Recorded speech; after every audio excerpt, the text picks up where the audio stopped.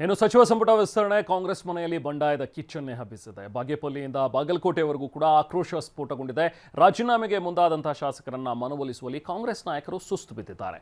ಖುದ್ದು CM DK Shivakumar ಅಖಾಡಕ್ಕಿಳಿದಿದ್ದಾರೆ. ಹಿರಿಯ ಶಾಸಕರು ಮಾತ್ರ ಬಂಡಾಯದ ಬಾವುಟವನ್ನ ಕೆಳಗಿಳಿಸ್ತಾ ಇಲ್ಲ.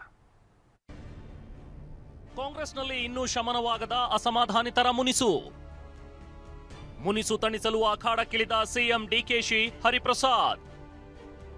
ಸಿದ್ದರಾಮಯ್ಯ ಮನವೊಲಿಕೆಗೆ ಉಸ್ತುವಾರಿ ಸುರ್ಜೇವಾಲಾ ಎಂಟ್ರಿ. ಸಚಿವ ಸಂಪುಟ ವಿಸ್ತರಣೆ ಬೆನ್ನಲ್ಲೇ ಕಾಂಗ್ರೆಸ್ನಲ್ಲಿ ಭುಗಿಲೆದ್ದಿರುವ ಅಸಮಾಧಾನ ಮತ್ತಷ್ಟು ತೀವ್ರಗೊಂಡಿದೆ. ಸಚಿವ ಸ್ಥಾನದಿಂದ ವಂಚಿತರಾಗಿರೋ ಶಾಸಕರ ರಾಜೀನಾಮೆ ಘೋಷಣೆ ನಾಯಕರಿಗೆ ತಲೆನೋವಾಗಿದೆ. ಅಸಮಾಧಾನಿತರನ್ನ ಸಮಾಧಾನ ಮಾಡಲು ಸಿಎಂ ಡಿಕೆ ಶಿವಕುಮಾರ್, ಕೆಪಿಸಿಸಿ ಅಧ್ಯಕ್ಷ ಬಿಕೆ ಹರಿಪ್ರಸಾದ್, ಹಿರಿಯ ಸಚಿವರು ಅಖಾಡಕ್ಕಿಳಿದಿದ್ದಾರೆ. ಸಿಎಂ ಡಿಕೆ ಶಿವಕುಮಾರ್ ಗುಬ್ಬಿ ಶಾಸಕ ಶ್ರೀನಿವಾಸ್, ಯಶವಂತರಾಯಗೌಡಗೆ ಕರೆ ಮಾಡಿ ಮಾತನಾಡಿದ್ದಾರೆ. 10 ನಿಮಿಷಗಳ ಕಾಲ ಫೋನ್ನಲ್ಲೇ ಸಂಭಾಷಣೆ ನಡೆಸಿದ್ದಾರೆ. ಇತ್ತ ಕೆಪಿಸಿಸಿ ಅಧ್ಯಕ್ಷ ಬಿಕೆ ಹರಿಪ್ರಸಾದ್, ಎಂಸಿ ಸುಧಾಕರ್, ಬೇಳೂರು ಗೋಪಾಲಕೃಷ್ಣರನ್ನ ಕರೆಸಿ ಮಾತುಕತೆ ನಡೆಸಿದ್ದಾರೆ. ಜೊತೆಗೆ ಮುನಿಸಿಕೊಂಡ ಶಾಸಕರಾದ R V Deshpande, HK Patil, Dinesh Gundu Rao, M Krishnappa ನಿವಾಸಗಳಿಗೆ ಭೇಟಿ ನೀಡಲಿದ್ದಾರೆ. ಸಚಿವ ಸ್ಥಾನ ಕೈತಪ್ಪಿದ್ದಕ್ಕೆ ಅಸಮಾಧಾನಗೊಂಡಿರೋ ಶಾಸಕ ಗುಬ್ಬಿ ಶ್ರೀನಿವಾಸ್ಗೆ ಸಿಎಂ ಡಿಕೆ ಶಿವಕುಮಾರ್ ಕರೆ ಮಾಡಿದ್ರು.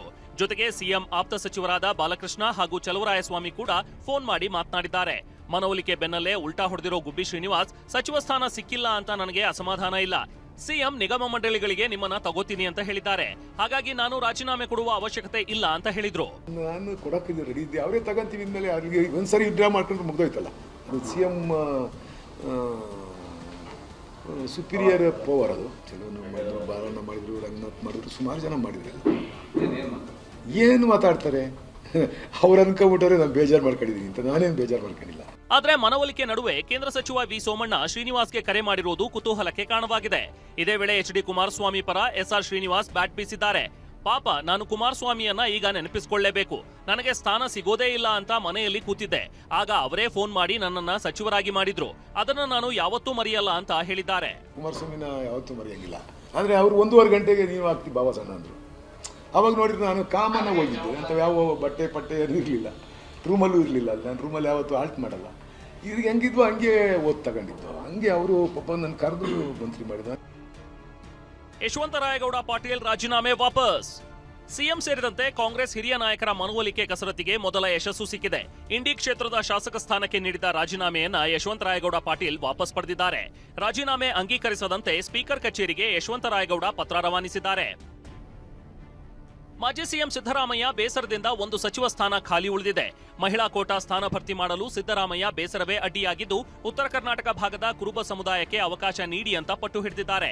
ಇಲ್ದಿದ್ರೆ ಎಂಎಲ್ಸಿ ಉಮಾಶ್ರೀಯನ್ನೇ ಸಚಿವರಾಗಿ ಮಾಡಿ ಅಂತ ಸಿದ್ದರಾಮಯ್ಯ ಒತ್ತಡ ಹಾಕಿದ್ದಾರೆ.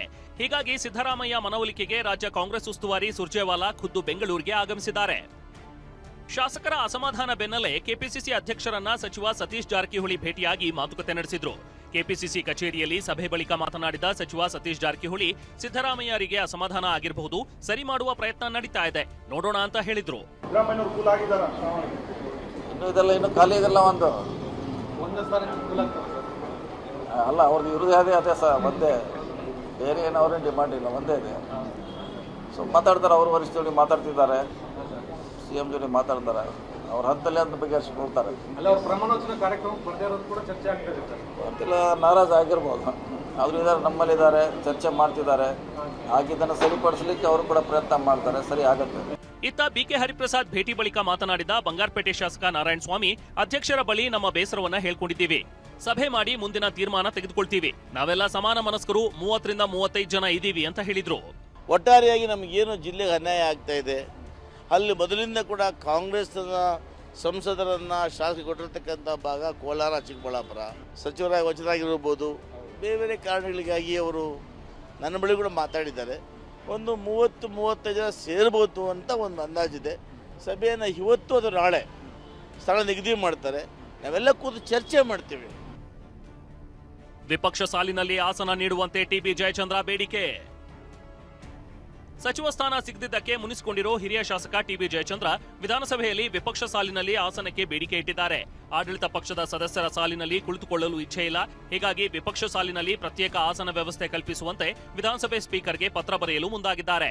ವಿರೋಧ ಪಕ್ಷದ ಸಾಲಿನಲ್ಲಿ ಕೂತ್ಕೊಂಡೇ ಸರ್ಕಾರದ ಕಾರ್ಯವೈಖರಿ ಗಮನಿಸಿ ಸಲಹೆ ಮಾರ್ಗದರ್ಶನ ಕೊಡ್ತೀನಿ ಅಂತ ಜಯಚಂದ್ರ ಪತ್ರದಲ್ಲಿ ಉಲ್ಲೇಖಿಸಿದ್ದಾರೆ ಎನ್ನಲಾಗಿದೆ. ಮತ್ತೊಂದೆಡೆ ಸಿಎಂ ಶಿಫಾರಸಿನ ಮೇರೆಗೆ ರಾಜ್ಯಪಾಲರು ಟಿಬಿ ಜಯಚಂದ್ರರನ್ನ ಹಂಗಾಮಿ ಸ್ಪೀಕರ್ ನೇಮಕ ಮಾಡಿ ಅಧಿಸೂಚನೆ ಹೊರಡಿಸಿದ್ದಾರೆ. ಆದರೆ ಹಂಗಾಮಿ ಸ್ಪೀಕರ್ ಜವಾಬ್ದಾರಿಯನ್ನ ಜಯಚಂದ್ರ ನಿರಾಕರಿಸಿದ್ದಾರೆ.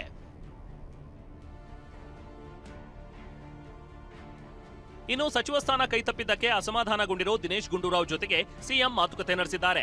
ನಿನ್ನೆ ಗಾಂಧಿನಗರದಲ್ಲಿ ನಡೆದ ಕಾರ್ಯಕ್ರಮದಲ್ಲಿ ದಿನೇಶ್ ಗುಂಡೂರಾವ್ ಜೊತೆ ಮಾತುಕತೆ ನಡೆಸಿದ ಡಿಕೆಶಿ ಕೆಲವೊಮ್ಮೆ ವರಿಷ್ಠರ ನಿರ್ಧಾರಕ್ಕೆ ತಲೆಬಾಗಬೇಕಾಗತ್ತೆ ಅಂತ ಮನವೊಲಿಸಿದ್ದಾರೆ. ಬ್ರಾಹ್ಮಣ ಸಮುದಾಯಕ್ಕೆ ನ್ಯಾಯಯುತ ಪ್ರಾತಿನಿಧ್ಯಕ್ಕೆ ಒತ್ತಾಯ ಕೇಳಿಬಂದಿದೆ.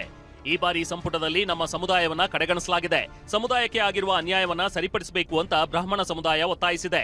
ಕಾಂಗ್ರೆಸ್ ಪಕ್ಷವು ಬ್ರಾಹ್ಮಣರ ಅಭಿವೃದ್ಧಿಗೆ ಪೂರಕವಾಗಿ ಕೆಲಸ ಮಾಡುತ್ತಿರುವುದನ್ನು ಸಮುದಾಯ ಗಮನಿಸುತ್ತಾ ಬಂದಿದೆ.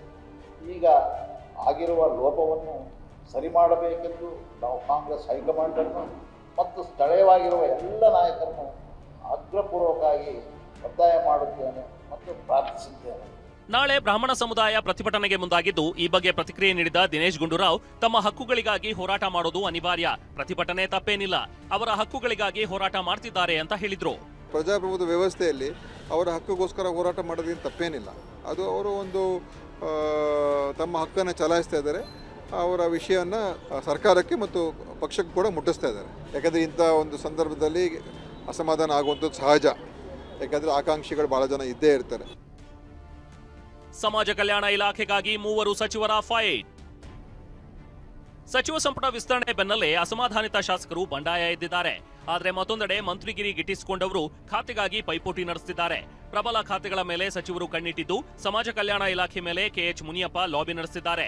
ಮತ್ತೊಂದೆಡೆ ಸಮಾಜ ಕಲ್ಯಾಣ ಖಾತೆಗಾಗಿ ಶಿವರಾಜ್ ತಂಗಡಗಿಯು ಟವೆಲ್ ಹಾಕಿದ್ದಾರೆ. ಇವರಿಬ್ಬರು ಮಾತ್ರವಲ್ಲದೆ ಪಿಎಂ ನರೇಂದ್ರ ಸ್ವಾಮಿ ಕೂಡ ಇದೇ ಖಾತೆ ಗಿಟ್ಟಿಸಿಕೊಳ್ಳಲು ಪ್ರಯತ್ನ ಮಾಡ್ತಿದ್ದಾರೆ. Bureau report, TV9.